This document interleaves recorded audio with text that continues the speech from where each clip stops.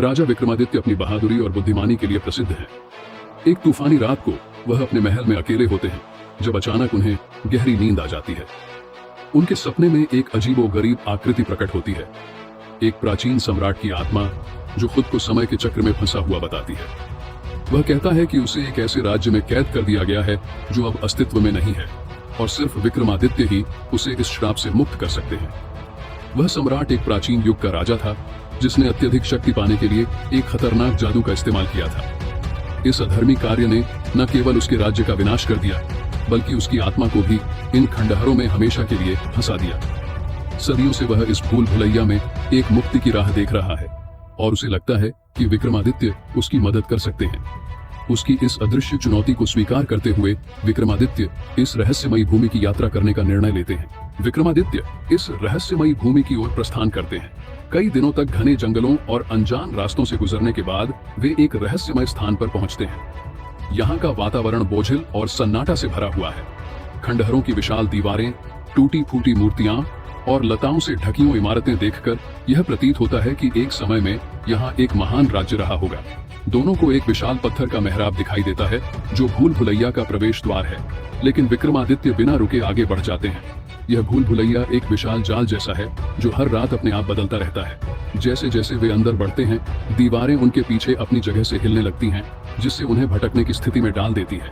इस भूल भुलैया में पत्थर के योद्धाओं की मूर्तियां हैं जो अचानक जीवित हो जाती हैं और विक्रमादित्य पर हमला करने लगती हैं। इन योद्धाओं के युद्ध कौशल वही होते हैं जो विक्रमादित्य के विरोधियों में थे। राजा एक एक करके इन योद्धाओं को हराते हैं, लेकिन हर बार जैसे ही वे आगे बढ़ते हैं, नए योद्धा और जटिल चुनौतियां उनका इंतजार कर रही होती हैं। आगे बढ़ते हुए भूल भुलैया उनके मन के साथ भी खेलना शुरू कर देता है और उन्हें भयानक भ्रम और अनजाने भय से रूबरू कराता है। विक्रमादित्य को एक सपने में अपने राज्य की तबाही का दृश्य दिखता है, जहां उसकी प्रजा उस प्राचीन सम्राट के अंधकारमय प्रभाव में फंसी होती है। वे समझते हैं कि हो सकता है इस सम्राट का इरादा उतना पवित्र न हो जितना उसने बताया था।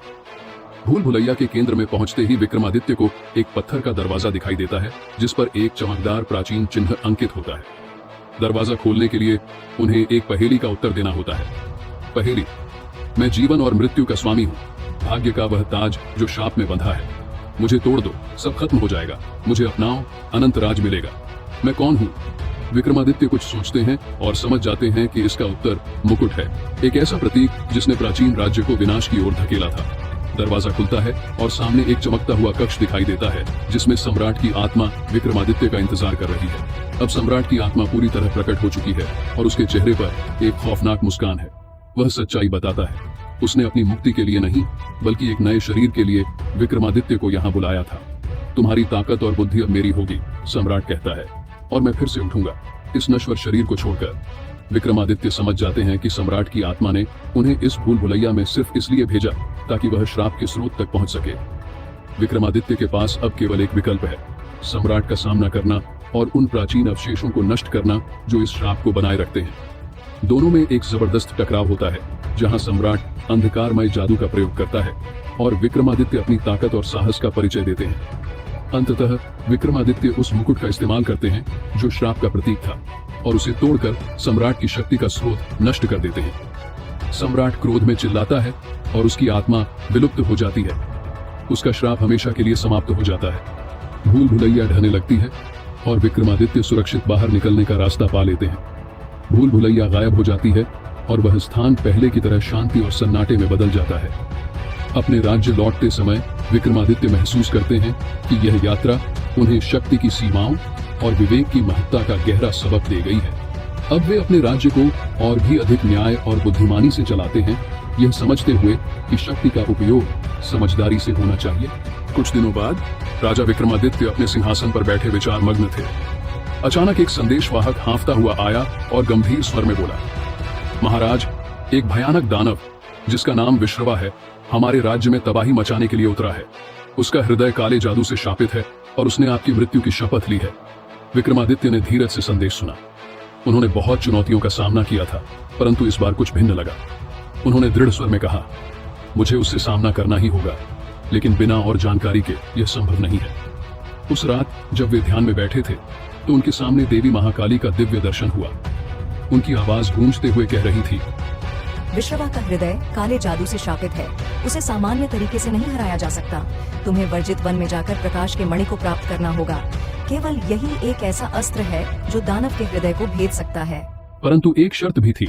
उस मणि तक पहुंचने का मार्ग अत्यंत खतरों से भरा हुआ था और दानव विश्रवा किसी भी कीमत पर विक्रमादित्य को वहां पहुंचने से रोकने का प्रयास करेगा। अगली सुबह विक्रमादित्य वर्जित वन में प्रवेश कर गए। वहां का वातावरण घना और भयावह था। ऊंचे ऊंचे घुमावदार पेड़ों के बीच से एक अनजान खौफ महसूस हो रहा था।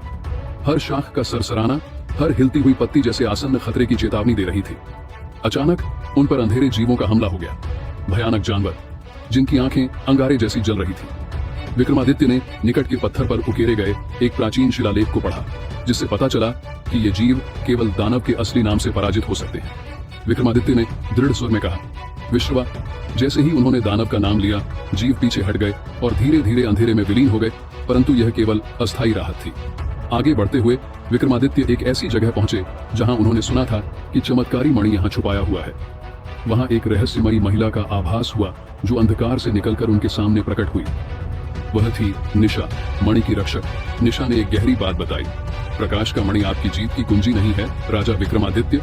आपने दानव के शाप को पहले ही देख लिया है। विक्रमादित्य का दिल तेजी से धड़क रहा था। इसका क्या अर्थ है? निशा ने गंभीरता से कहा, विश्रवा का शाप उसके हृदय में नहीं बल्कि उसकी आत्मा में है। वह एक समय में देवताओं का सेवक था, परंतु जब उसने निषिद्ध ज्ञान की खोज की तो अंधकार ने उसे घेर लिया। असली चुनौती उसे हराने में नहीं बल्कि उसके शाप को तोड़ने में है। विक्रमादित्य ने गंभीर स्वर में पूछा, यदि मैं उसे मुक्त कर दूं तो क्या वह विनाश रोक देगा? निशा ने सहमति में सिर हिलाया।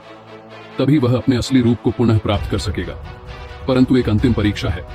यह शाप एक शक्तिशाली मंत्र से बंधा है और केवल एक शुद्ध हृदय ही इसे तोड़ सकता है। परंतु यह कार्य आपकी क्षमता की गहन परीक्षा लेगा। अब दांव और भी ऊंचे हो गए थे।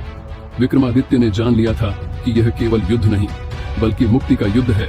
विक्रमादित्य ने वन के मध्य में पहुंचते ही देखा कि आकाश काले बादलों से घिरा हुआ था। जमीन में दरारें थीं और दानव विश्रवा उनके सामने अपने भयानक रूप में खड़ा था। उसकी लाल आंखें गुस्से में जल रही थीं और उसकी आवाज गूंजी, तुम मुझे हरा नहीं सकते विक्रमादित्य, तुम मेरे जाल में फंस गए हो। विक्रमादित्य ने अपनी तलवार उठाई और महाकाली का आशीर्वाद याद किया। वह क्रोध से नहीं बल्कि शांत धैर्य से भर गए। उन्होंने देखा कि उनकी परीक्षा केवल बाहरी युद्ध नहीं बल्कि आंतरिक शुद्धता की भी थी। उन्होंने धरती में तलवार भोंकी और एक अद्भुत प्रकाश निकला जिसने शाप को तोड़ दिया। विश्रवा दर्द से चिल्लाया और उसके भयानक रूप के नीचे से एक साधु का रूप प्रकट हुआ। विक्रमादित्य ने झुककर उससे कहा, तुम एक समय देवताओं के सेवक थे, इस अंधकार को त्याग दो, पुनः उठो।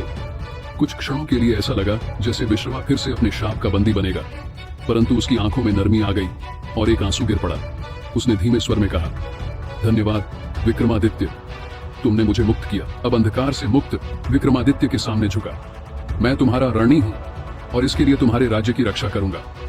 विक्रमादित्य ने शांत स्वभाव से उत्तर दिया, तुम्हें क्षमा किया जाता है क्योंकि तुमने फिर से प्रकाश को पाया है। राज्य में शांति लौटने दो। वह वन से लौटे और उज्जैन का राज्य सदा के लिए उनका अऋणी रहा।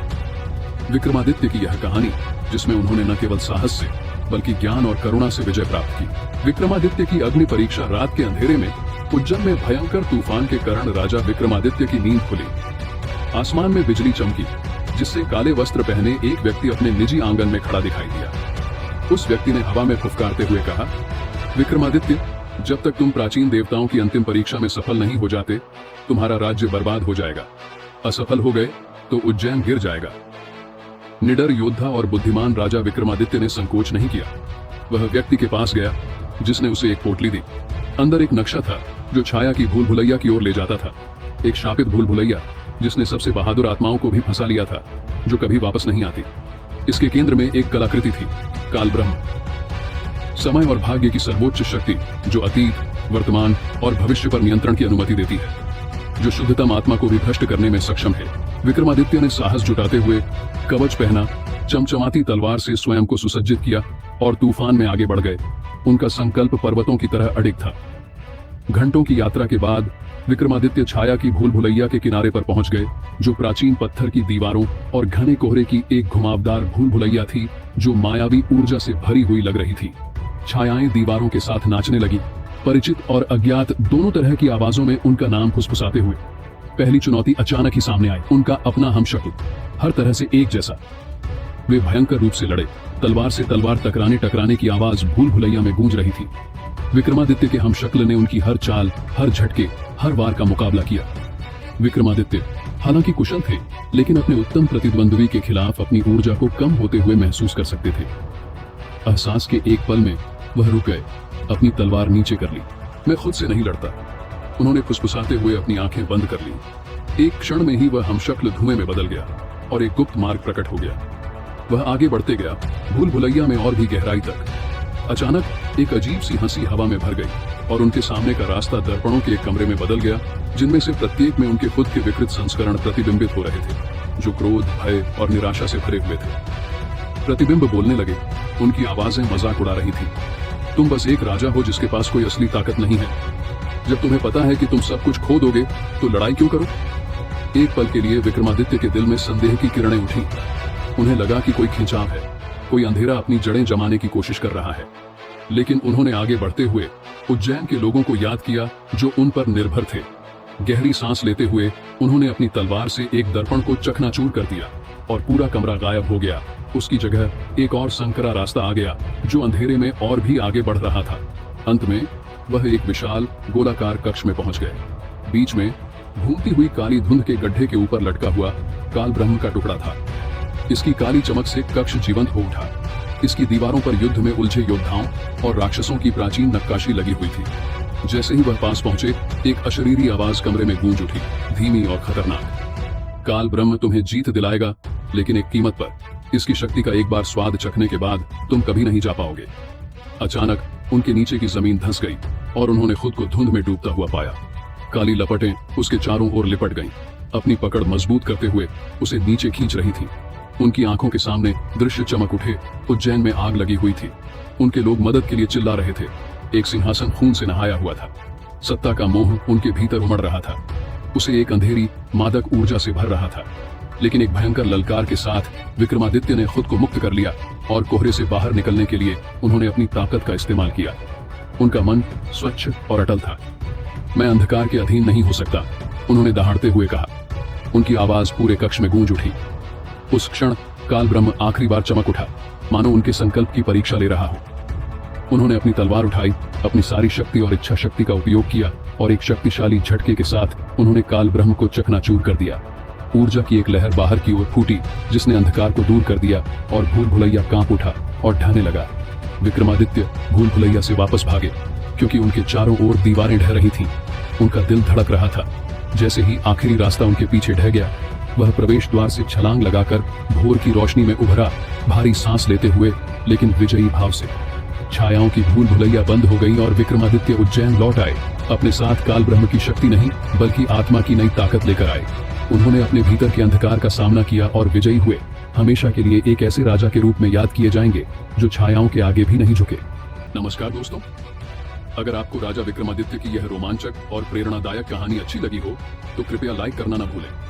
हमारी अगली अद्भुत कहानियों का हिस्सा बनने के लिए सब्सक्राइब करें और बेल आइकन दबाएं, ताकि हर नई वीडियो की जानकारी आपको सबसे पहले मिले। कमेंट में हमें जरूर बताएं कि आपको यह कहानी कैसी लगी और राजा विक्रमादित्य की कौन सी बात ने आपको सबसे ज्यादा प्रेरित किया। और हाँ, इस वीडियो को अपने प्रियजनों के साथ शेयर करें ताकि वे भी इस अद्भुत यात्रा का आनंद ले सकें।